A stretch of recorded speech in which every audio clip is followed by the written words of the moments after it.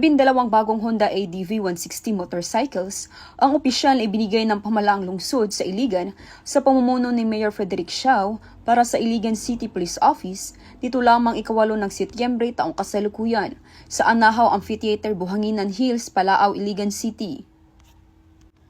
Ayon kay Police Colonel Jerry Itambis, City Director ng Iligan City Police Office, ang mga bagong motorsiklo ay magsisilbing malaking tulong sa mas mabilis na pagtugon sa pangangailangan ng publiko.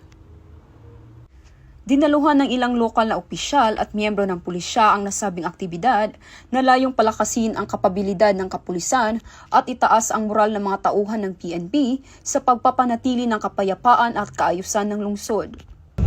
Mula dito sa Camp Capistrano, Busa, Cagayan de Oro City, ako ay inyong Police News Network correspondent, Patrolwoman Rhea P. Sanchez, alagad ng batas, tagataguyod ng Balitang Pulis.